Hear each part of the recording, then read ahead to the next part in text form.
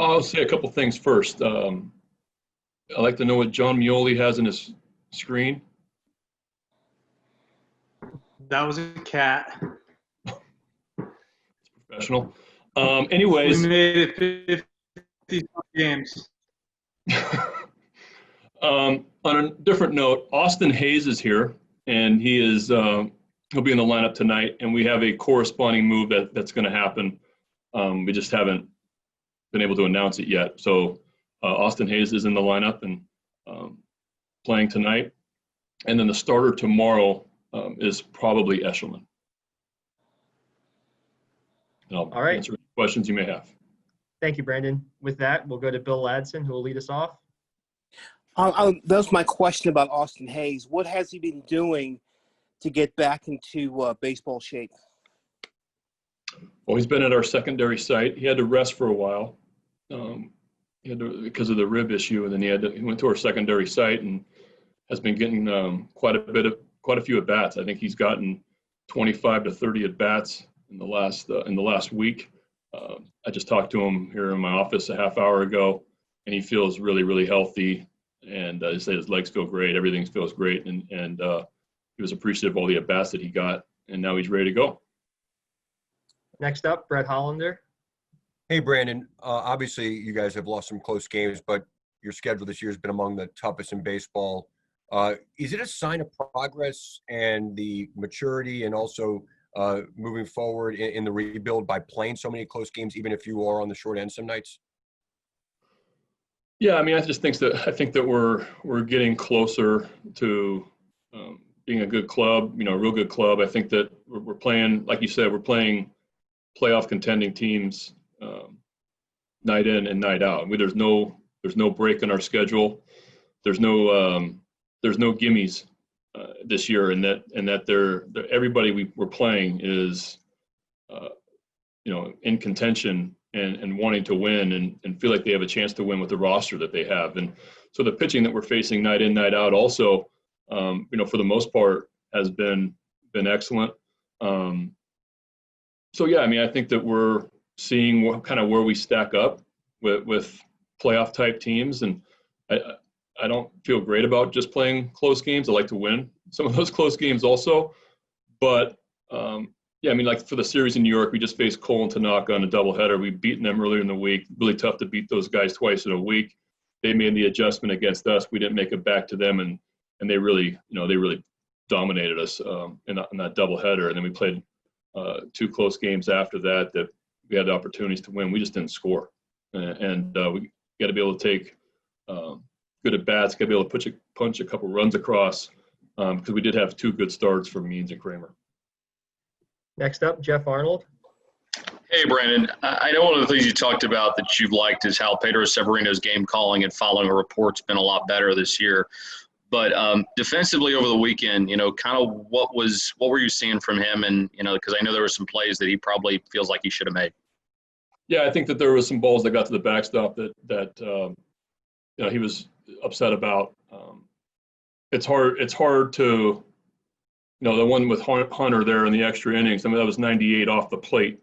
That's just not easy to do. And so I'm not going to fault the guy for not being able to block a 98-mile-an-hour spiked heater. I think he'd like to be in a little bit better position, like to be able to get a little better, effort's not the word, but just in a better position to give yourself a chance to block it. But yeah, I don't.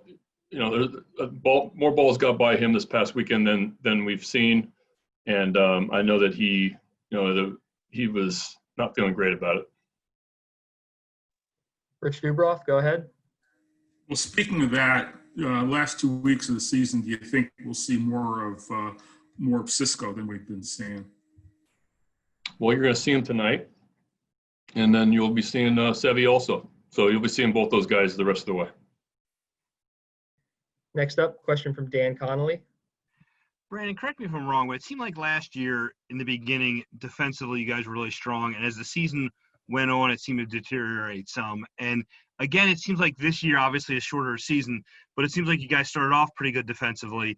And now you've had your struggles recently. Anything to kind of pinpoint why that is, and what are you seeing defensively? Well, I think that we're playing out of position at times. I think that we're tired. I think not having Jose Iglesias on the field is routinely is a big deal.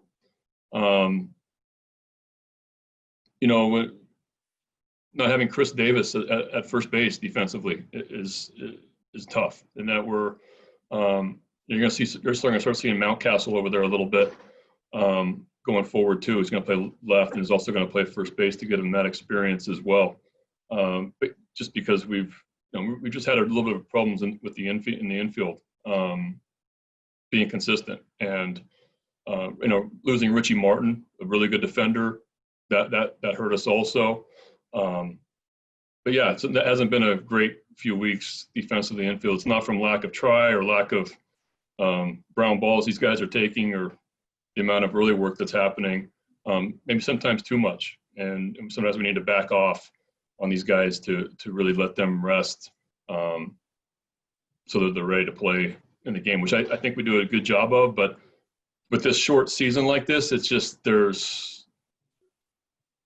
guys are banged up. Steve Molesky. Brandon, you mentioned the word adjustments when you referred to Cole and Tanaka. Was a lot of that from weekend to weekend Yankee adjustments that young hitters and a young team needs to learn how to adapt to? Well, I think that you just saw Tanaka, for example, pitches completely differently than he did the last time. And he was much more aggressive with his fastball, didn't throw as many off-speed pitches. So he made the adjustment back to us, and we just didn't make the adjustment back. And I think that's youth, and that's inexperience, and experience on his part, facing a lineup that he's not familiar with, a lot of our guys, and then taking that into his next start and making the adjustment. And that's just something our guys need to learn. John Mioli, go ahead.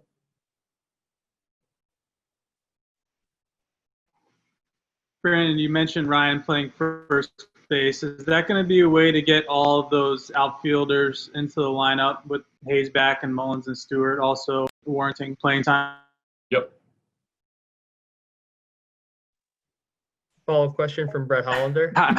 Do you anticipate Yes, it is. being able to get all four of them in? Do you What's that? anticipate that being able to work out often in these next? Do you anticipate that being able to work out often with all four of them being able to get in there over these next 2 weeks? I don't see a problem getting all four of them in there quite a bit.